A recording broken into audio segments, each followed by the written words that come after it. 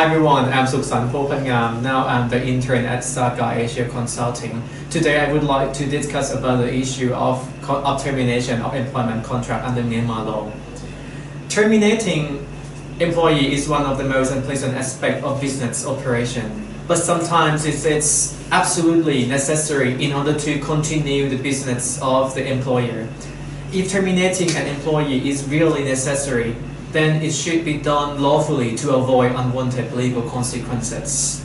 The decision to terminate an employee's employment always carries with it the risk of possible legal challenge. Like in other jurisdictions, an employee may have a breach of contract or wrongful termination claim against an employer. Still, there are some significant differences between Myanmar employment laws and the employment laws in other jurisdictions. We should therefore make sure that the employment is terminated legally under Myanmar laws to avoid unnecessary problems from such termination. First point that employers should always bear in mind is that all employment contracts in Myanmar must follow the standard employment contract template that's prescribed by the government. Secondly, terminations of employment must comply with the terms and conditions under the standard employment contract templates. The point is that severance pay is required to be paid upon the termination of employment contract by the employer. This is pursuant to the notification number 84/2015. The amount of compensation depends on the time of consecutive employment of employee, with severance payment of 1/2 monthly salary after a minimum employment period of at least 6 months, up to 13 monthly salaries for employees having been employed for more than 25 years.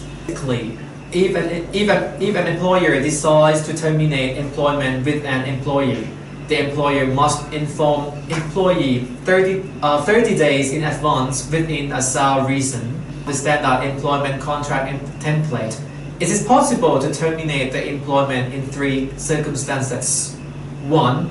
Winding up of the business of the employer. 2. Suspension of business due to unforeseeable events. And 3. Death of employee. As you will see, this is a combination of termination with cause and a termination without cause, like in other jurisdictions. Avoidably, the term "with a sound reason" can cause disagreement between employers and employees. In this regard, a disciplinary dismissal can be regarded as a sound reason for terminating the employment in Myanmar. But employers must ensure that our work rules, including a list of disciplines, is properly annexed to the employee's employment contract. Moreover, disciplinary actions required by law must be strictly followed. In the event that an employer does not comply with his or her disciplinary obligations, the employer must issue 1 oral and then 2 written prior warnings of non-compliance to the employee to provide such employee with the opportunity to rectify his or her conduct. For the second written notice, the employer must ask the employee to sign a pledge undertaking not to violate the disciplinary obligation again.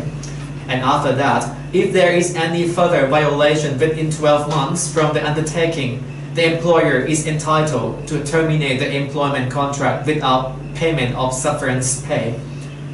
Still, there are some aspects of Myanmar employment laws which are still unclear and in need of precedent setting by the relevant authorities to confirm their practicality.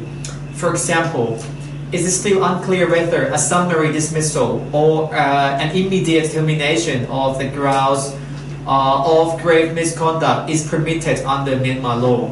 Since the standard employment contract template is silent on this issue, some lawyers suggest that an immediate summary dismissal is permitted under Myanmar law.